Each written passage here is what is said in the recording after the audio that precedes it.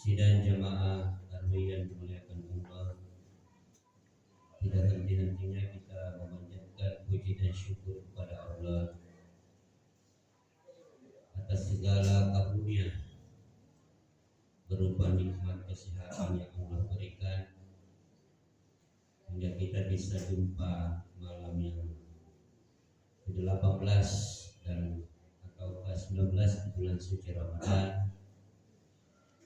Oleh karena itu sebagai hamba Allah senantiasa kita tingkatkan ketakwaan, kesyukuran dan kesabaran kepada. Selawat dan salam senantiasa kita curahkan kepada junjungan Nabi besar Muhammad sallallahu alaihi wasallam. Bapak Ibu yang dimuliakan Allah Subhanahu wa taala, kembali kita mengingat apa yang Allah firmankan di dalam Al-Qur'an. Bismillahirrahmanirrahim. Wa in ta'uddu ni'matallahi la tuhsuha. Allah mengingatkan kepada kita, jika kamu mau menghitung nikmat pemberian Allah kepada kamu, niscaya tidak sanggup menghitungnya. Ayat ini tentu mengingatkan kepada kita sebagai hamba Allah bahwa ternyata segala sesuatu yang ada di dunia ini adalah miliknya Allah.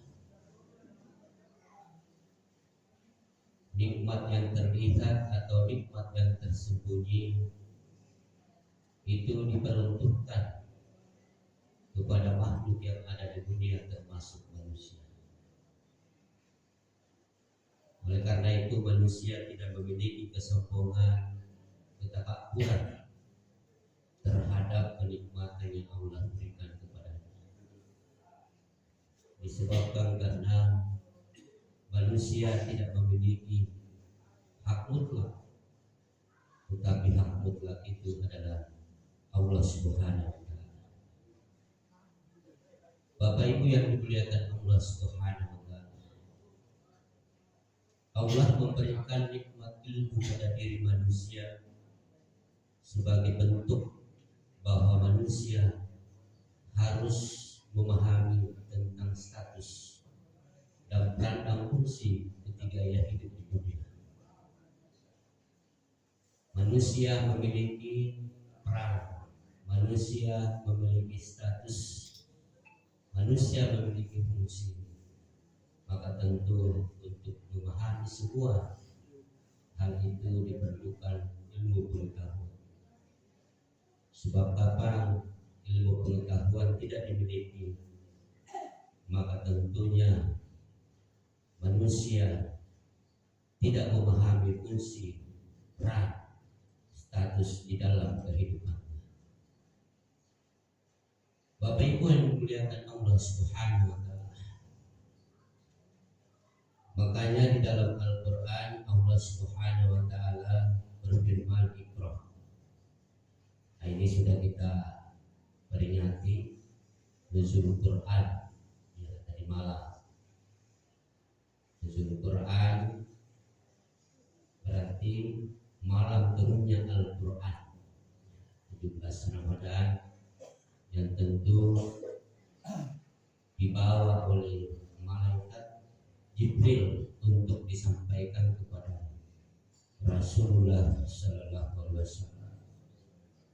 Ayat yang pertama turun dalam sebuah riwayat adalah Iqra. Jadi tempatnya itu di Gua Akhirat. Jadi Gua Akhirat ini memang cukup jauh.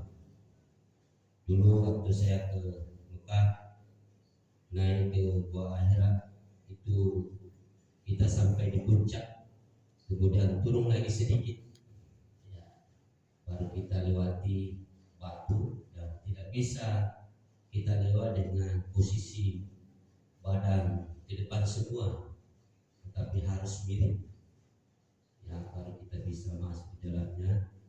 Dan tepatnya itu ada satu tempat di mana Rasulullah SAW. dan memang susah didapat karena tebing. Di puncaknya di atas, baru kita turun ke bawah sedikit. Ya, disitulah Rasulullah SAW menerima wahyu yang disampaikan oleh malaikat Jibril.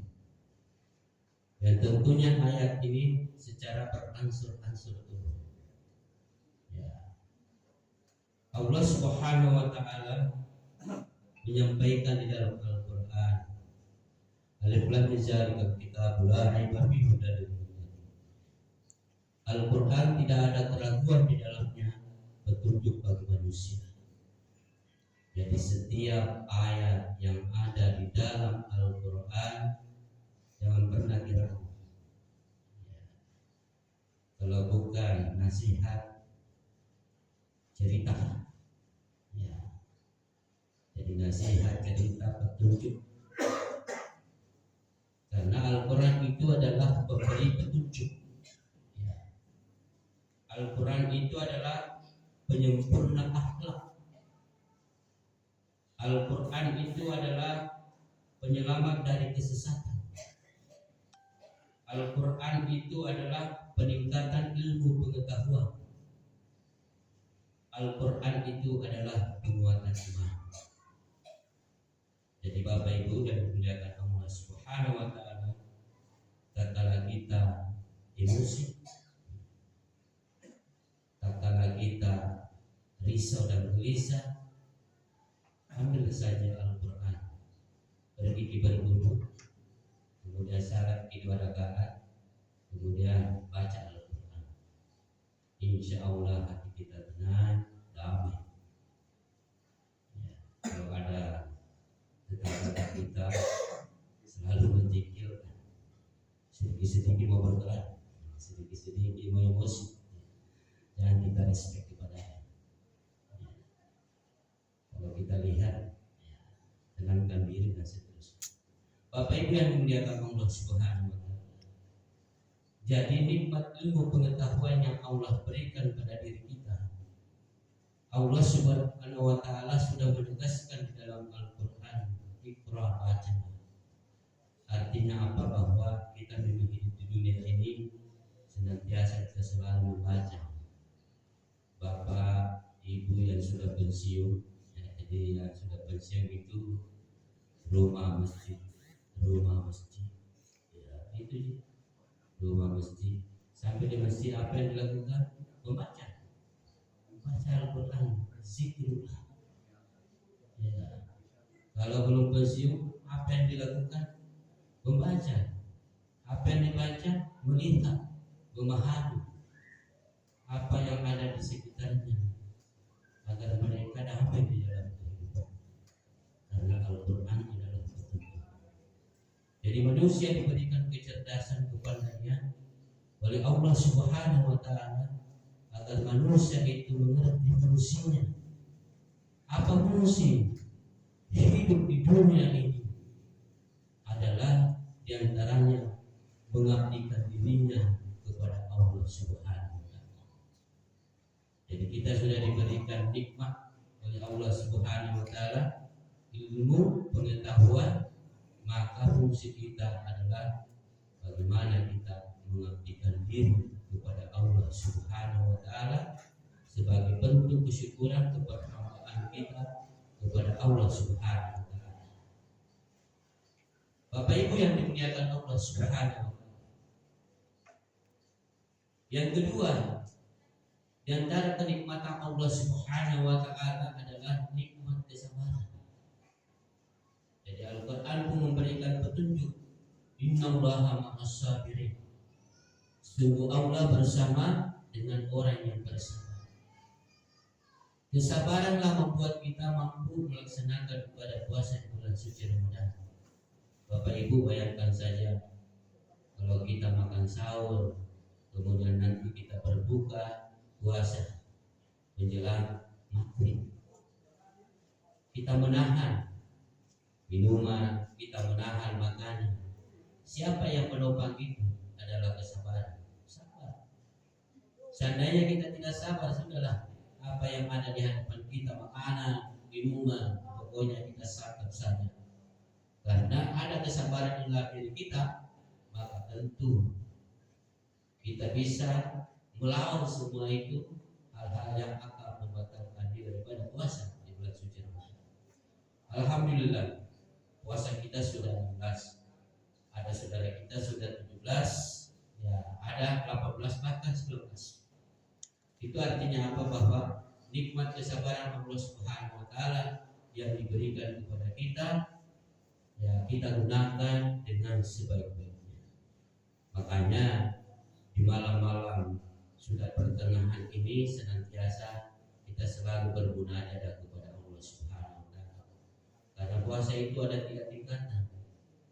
Ya, ada nikmatnya Allah, ada pengampunannya Allah, yang ada pembebasan api neraka. Jadi sekarang ini sudah rahmatnya Allah, sekarang 10-20 pengampunannya Allah. Makanya banyak-banyak beristighfar, ya sabar lagi, ya banyak-banyak berdoa kepada Allah Subhanahu wa taala agar saudara-saudara kita, agar anak-anak kita, agar istri atau suami kita senantiasa diberikan kesehatan, kekuatan oleh Allah Subhanahu wa taala agar ia mampu melaksanakan ibadah puasa dan puasa juga di tahun akan datang. Ya, jadi kesabaran membuat kita bertahan hidup di dalam kehidupan ini. Bapak Ibu yang dimuliakan Allah Subhanahu wa taala, makanya puasa itu adalah sebagian daripada sabar. Ya, seandainya tidak ada kesabaran, maka kita tidak bisa menegakkan panji-panji kebenaran dalam kehidupan kita.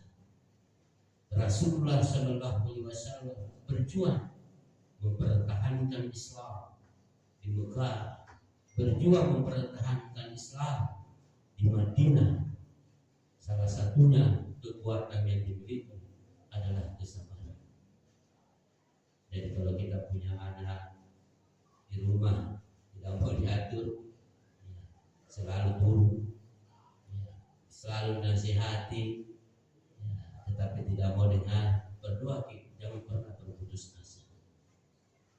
Sabar, sebab dalam Al-Quran Allah sudah menyampaikan, ya ayyuhallazina amanu qu anfusakum wa ahlikum nar wa qudha an-nas wal hijarah.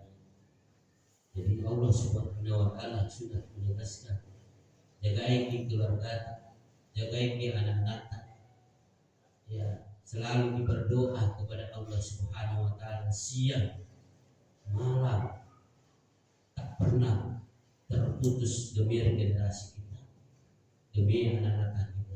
Kalau nakal jangan dimarahi, tetapi selalu berkata, selalu nasihati, jangan pernah berputus asa. Sebab itulah resiko hidup. Ya, Allah Subhanahu wa taala memberikan nikmat keturunan. Ya. Di dalam sebuah sejarah Ibrahim alaihissalam meninggalkan anaknya Ismail dan istri, ya, Ismail ke Ausa, Hajar dari Safa Marwah selama 7 kali, tetapi rezekinya itu ada di Ka'bah. Makanya Bapak Ibu sekalian selalu menasihatkan anak kalau nakal jangan pernah putus asa, sebab jangan sampai anak itu suatu saat nanti adalah memberikan kita keberkahan, kedamaian, kehidupan pada saat kita di hari tua. Bapak Ibu yang memuliakan Allah Subhanahu wa taala, karena waktu yang terakhir adalah kenikmatan harta.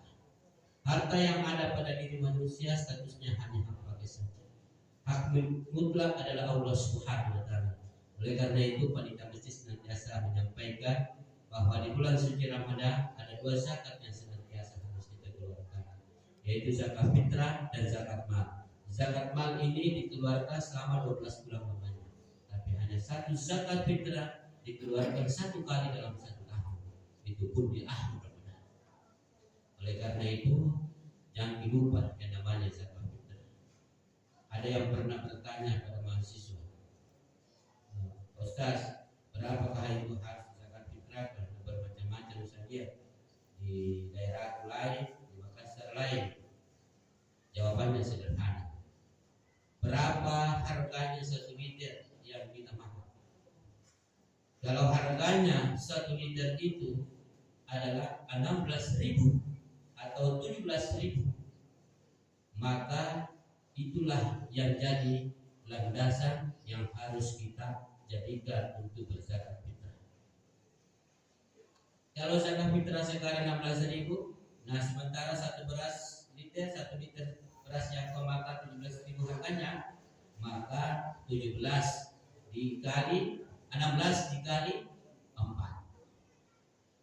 16 dikali 2, itu yang jadi ukuran. Ambil yang tertinggi, karena tinggi beras yang kita makan, yang di bawahnya. Makanya ya selalu kita akan makan beras, jangan selalu berpindah-pindah tempat. Ya pokoknya kalau beras 12.000 1 liter itu terus. Ya karena itu terpengaruh dengan zakat fitrah. Itu jadi ukuran. Kenapa kalau itu dalam kaidah usul fikih 3/4 liter, kenapa 4 liter minta ambil zakat? Ya lebih daripada kurang. Pikir kamu. Lebih karena tidak ada yang bisa memahami dan mempercayai 1 liter sekarang di pasar. Apakah betul itu 1 liter? Ya lebih daripada kurang. Ya. Nah, hanya sekali saja yang diminta untuk mensisihkan harta sebagai kewajiban. Terkadang manusia berkeluh kesah. Nah ini juga ambil zakat jikalau zakat fitrah sudah berkumpul, bersegeralah memberikan fakir miskin. Karena wajib hukumnya mengeluarkan zakat fitrah anak yang baru lahir dan kandungan sebelum hakim dan dipibat, maka dia wajib zakat. Tetapi apa yang mau disakati kalau tidak ada yang mau dimakan? Ya, maka tidak ada hukumnya untuk berzakat fitrah. Makanya fakir miskin yang tidak bisa makan, ya segeralah memberikan zakat kepada mereka agar mereka bisa menzakati. Tetapi saya kira di lingkungan kita tidak ada seperti itu. Ya, semuanya ada masakinah, ya bisa, cuma selalu kekurangan. Yang jelas ada di mana. Bapak Ibu yang dimuliakan Allah Subhanahu wa taala. Makanya sering saya sampaikan kepada teman-teman dosen ya. Teman-teman, nah siapa tahu ada anak di luar negeri, masih cewek, masih gadis yang bekerja di sana, yang sampai tidak berzakat fitrah, dan kau itu yang berdosa. Jadi ya tertoki atau solusinya begini, biarlah zakatkan dia. Berapa dia itu? Zakatkan dia. Ya, bagaimana kalau berzakat di sana? Siapa yang dulu berzakat itu yang sampai di belakangnya itu sedekah. Tidak usah permasalahkan, kembali kepada Allah Subhanahu wa taala. Yang jelas tidak ada mikir raguan di dalam. Yang zakat yang hantar, ya, yang tidak sama-sama jangan sampai menimbulkan keraguan karena berdosa. Makanya dia bagus seperti itu. Bapak Ibu yang dimuliakan Allah Subhanahu wa taala, oleh karena itu mudah-mudahan puasa yang kita lakukan dengan berbagai nikmat Allah yang diberikan kepada kita agar kita bisa bertahan. Ya, Allah memberikan kita kedamaian, kesejahteraan, kekuatan, kesehatan agar kita bisa melaksanakan ibadah puasa selama sebulan lamanya. Yang kita nantikan adalah la'allakum tattaqun, dan terminalnya adalah kesucian, kebersihan diri kita sehingga kembali kepada fitrah. Saya kira demikian, kita bisa menjelaskan khairat. Wassalamualaikum.